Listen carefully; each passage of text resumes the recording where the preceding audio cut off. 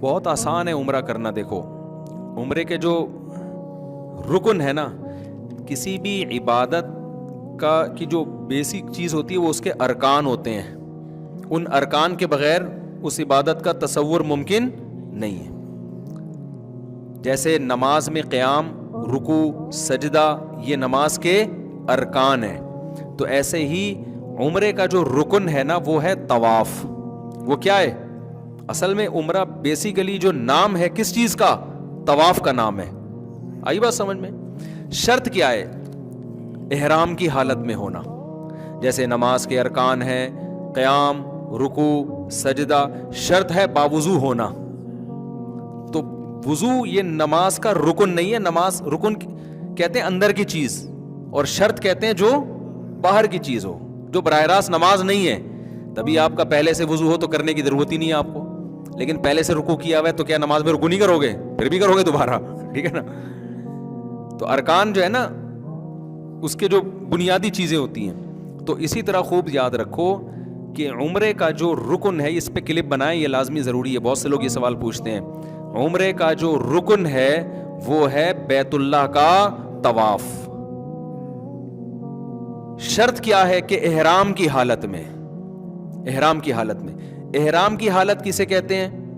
احرام اس چادر کا نام نہیں ہے جو آپ نے اوڑھی ہوئی ہوتی ہے. خوب سمجھ لیں, سمجھ میں آ رہی ہے بات؟ جیسے ہم تکبیر تحریمہ جب نماز کے لیے ہم قبلے کی طرف رخ کر کے اللہ اکبر کہتے ہیں اور ہاتھ باندھ لیتے ہیں, اللہ اکبر کی راہ پر پہنچتے ہی آپ نماز میں داخل. اب راہ پر پہنچتے ہی آپ پر نماز کی پابندیاں عائد ہو جاتی ہیں. اب آپ کسی سے بات نہیں کر سکتے, کھانا پینا نہیں کر سکتے, قبلے سے اپنے سینے کو پھیر نہیں سکتے. تو احرام نماز کے اندر بھی ہو گیا کہ نہیں ہو گیا؟ یہ کس طرح سے ہوگا؟ اللہ اکبر کہنے سے. تو اسی طرح یاد رکھو عمرے میں جب احرام میں داخل ہوتے ہیں یا حج میں بھی, تو اس کا طریقہ یہ ہے کہ لبیک اللہم لبیک لا شریک لک لبیک ان الحمد والنعمت لک والملک لا شریک لک, یہ الفاظ کہے جائیں عمرے کی نیت یا حج کی نیت سے. حج کی نیت ہے تو اللہم انی ارید الحج, اے اللہ میں حج کا ارادہ کرتا ہوں, فتقبلہ منی ویسرہ لی, اردو میں کہہ دیں اس کو, قبول بھی کر اور آسان بھی کر, اردو میں بھی کہہ دیں. تو یہ الفاظ کہتے ہی آپ احرام میں آ گئے, چاہے آپ نے پینٹ شرٹ پہنی ہوئی ہو, اس میں چادروں کا ہونا ضروری نہیں ہے. اور عمرے کی نیت سے کہے تو آپ عمرے کے احرام میں آ گئے, چاہے آپ حرم کے اندر ہوں یا حرم سے باہر ہوں, میقات کے اندر ہوں میقات سے باہر ہوں. اب احرام میں آنے کے بعد احرام کی پابندیاں شروع ہو جائیں گی. ان پابندیوں میں سے ایک پابندی ہے کہ سلا ہوا لباس نہیں پہن سکتے. اس لیے پہلے سے سلا ہوا لباس اتار لیا جاتا ہے, کیونکہ جب لبیک اللہم لبیک ختم کریں گے نا عمرے کی نیت سے, تو فوراً احرام میں تو آپ سلا ہوا لباس تو پہنا ہوا ہے نا اپنے, تو گناہ ہوگا آپ کو. اس گناہ سے بچنے کے لیے کیا کیا جاتا ہے بھائی؟ سلا ہوا لباس پہلے اتارا جاتا ہے, احرام کی نیت بعد میں کی جاتی ہے. تو احرام نام ہے احرام کی نیت سے تلبیہ پڑھنا.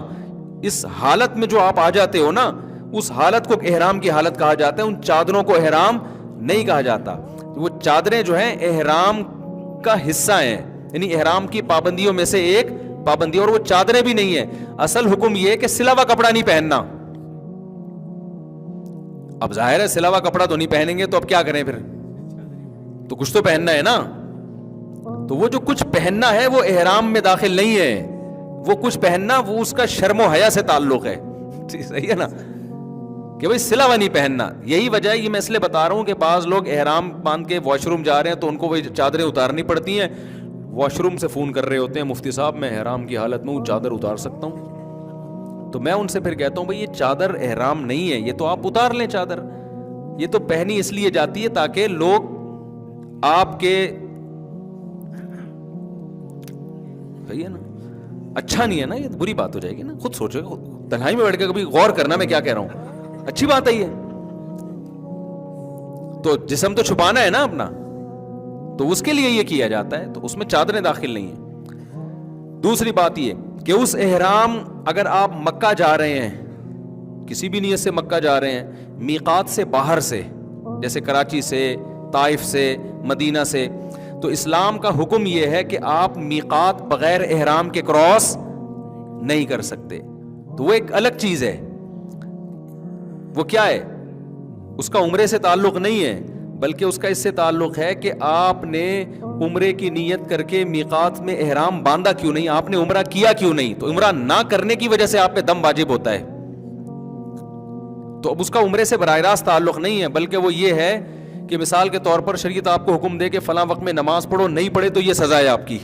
تو اب جو بھی باہر سے آ رہا ہوتا ہے مکہ یا بیت اللہ, مکہ جا رہا ہے کسی بھی کام سے, تو اسلام اس پر لازم کرتا ہے کہ آپ چونکہ مکہ اللہ کا شہر ہے, آپ اس پہ جا رہے ہو اور آپ ہو بھی مسلمان, تو یہ جو اللہ کی باؤنڈری ہے نا جس کو میقات کہا جاتا ہے, تو پہلے آپ نے جا کے عمرہ کرنا ہے اور احرام آپ کا شروع ہوگا میقات سے پہلے. یہ اگر آپ نے کراس کیا میقات تو بعد میں احرام تو مان لیا جائے گا, لیکن دم آپ پر واجب ہوگا کہ آپ نے کیوں یہ بغیر احرام کے کراس کیا. سمجھتے ہو کہ نہیں سمجھتے؟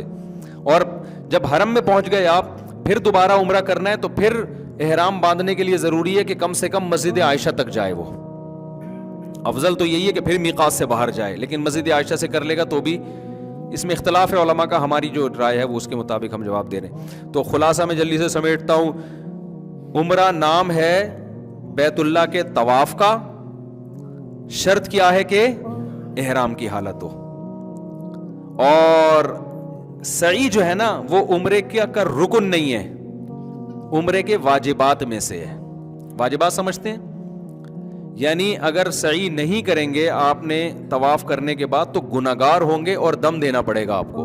دیکھو رکن چھوٹ جائے نا تو چیز کا وجود ہی نہیں ہوتا. کرتے ہیں سجدہ کرتے ہیں, یہ ارکان ہے نا. رکوع چھوٹ جائے, سجدہ چھوٹ جائے تو سجدہ سہو سے نماز نہیں ہوگی, کیونکہ نماز کا رکن ہی نہیں پایا جا رہا. لیکن اگر آپ نے یہ تمام چیزیں کر لیں, اتحیات کے بعد غلطی سے درود شریف پڑھ لیا, اٹھنے میں تاخیر ہو گئی, تو ارکان تو پھر بھی پورے ہو رہے ہیں نا. تو ان غلطیوں کی وجہ سے کیا لازم ہوگا؟ سجدہ سہو. تو جب آپ گئے احرام کی شرط پوری کر کے آپ نے بیت اللہ کا طواف کیا, اس طواف کے نتیجے میں آپ کا عمرہ ہو گیا. سعی یہ عمرے کے واجبات میں سے ہے.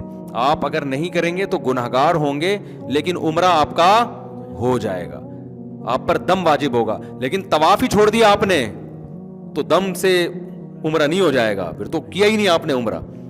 تو اس میں جو مرکزی حیثیت ہے وہ بیت اللہ کو ہے. آپ جو جاتے ہیں بیت اللہ کے طواف کرنے کے لیے جاتے ہیں اصل میں.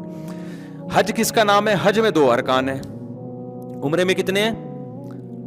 تو اس لیے کچھ بھی نہ ہونا تو آخری درجہ یہ کہ احرام باندھ کے طواف کر لے آدمی ہر قیمت پہ, بس عمرہ ہو گیا اس کا. باقی چیزوں کی تلافی دم سے ہو جائے گی, جانور ذبح کرنے سے.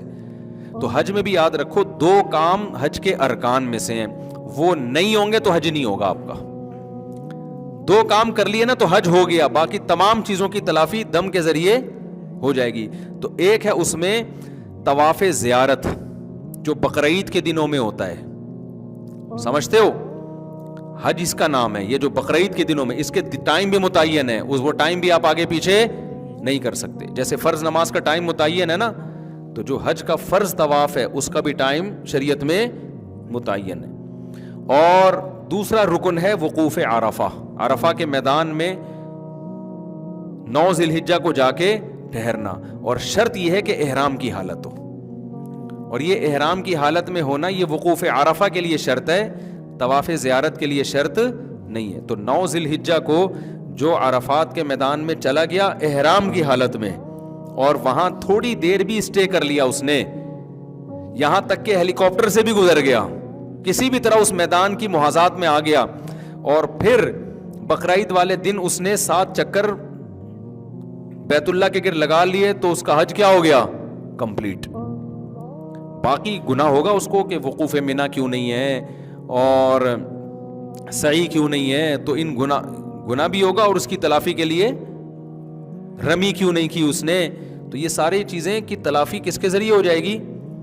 دم کے ذریعے. اس لیے خوب سمجھ لو کہ اگر حج کا آپ احرام باندھ لو نا تو اب ہر قیمت پہ آپ نے وقوف عرفہ کرنا ہی کرنا ہے.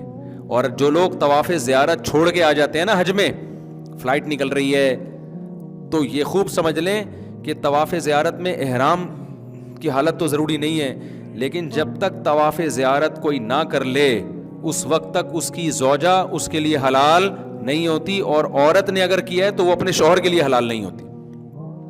کتنے لوگ ہیں طواف زیارت چھوڑ کے آئے ہوئے ہوتے ہیں, ان کے بچے بھی پیدا ہو رہے ہیں یہاں پہ, تو یہ غلط ہے. تو وہ ہر قیمت پہ جا کے کیا کرنا پڑے گا؟ تو اس لیے طواف زیارت کو حج میں بہت فوکس کرنے کی ضرورت ہوتی ہے کہ بھائی یہ تو کرنا ہی کرنا ہے.